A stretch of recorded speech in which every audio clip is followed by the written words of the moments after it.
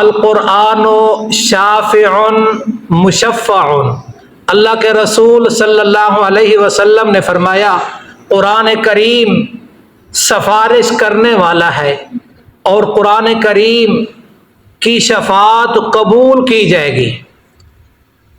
سفارش کرنے والا بھی ہے اور اس کی سفارش بھی قبول کی جائے گی۔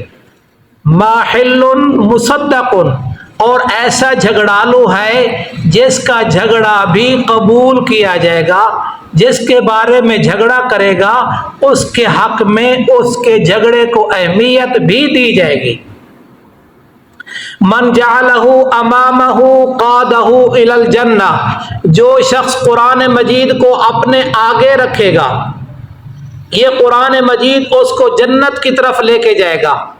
ومن جعل خلف ظہرہ ساقتہ الی النار، اور جو شخص قرآن مجید کو اپنے پیچھے کر دے گا، پس پش ڈال دے گا، یہ قرآن مجید اس کو جہنم کی طرف لے کے جائے گا۔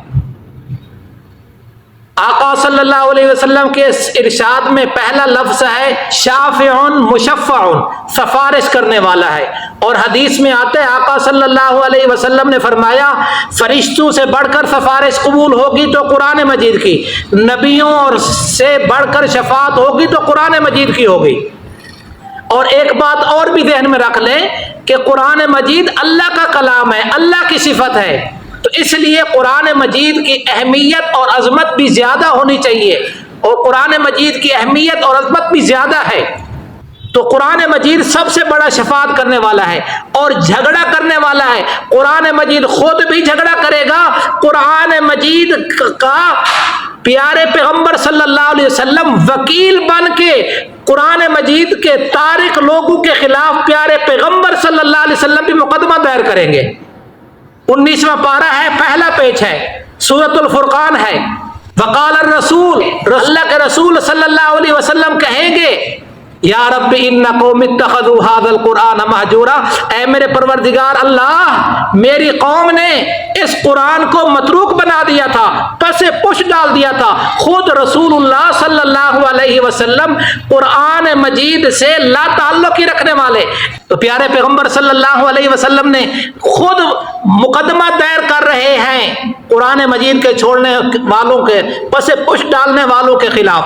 قرآن مجید صحیح پڑھنا بھی ضروری ہے، سمجھنا بھی ضروری ہے کہ قرآن مجید کہتا کیا ہے۔ تیسرے نمبر پر عمل کرنا بھی ضروری ہے، چوتھے نمبر پر اس کو آگے پہنچانا بھی ضروری ہے۔ جب سیکھا نہیں، سمجھا نہیں تو عمل کیسے کرے گا؟ سیکھا نہیں، سمجھا نہیں، عمل نہیں کر رہا تو آگے کس چیز کو پہنچائے گا؟ تو قرآن مجید سیکھنا بھی ضروری ہے، سمجھنا بھی ضروری ہے، عمل کرنا بھی ضروری ہے، آگے دوسروں تک پہنچانا بھی اس امت کی خصوصیت ہے، اس امت کی ذمہ داری ہے۔ اور آگے پیارے آقا صلی اللہ علیہ وسلم نے فرمایا من جعلہ امامہ، جس نے قرآن مجید کو اپنے آگے رکھا، یعنی ہمارے اسلاف چاہے صحابہ کرام ہوں، تابعین ہوں، تبع تابعین ہوں، ان کا کیا معمول تھا؟ ان کا معمول تھا رات کو غور و فکر کیا کرتے تھے، تدبر کیا کرتے، معنی مفہوم کو سمجھا کرتے تھے، صبح دن کے وقت دن کا سارا دن اس پر عمل کیا کرتے تھے۔ اس کا مطلب ہے آگے رکھنا، اور جس نے پیچھے کر دیا تو پھر یہی قرآن مجید ان کو جہنم کی طرف بھی لے جائے گا۔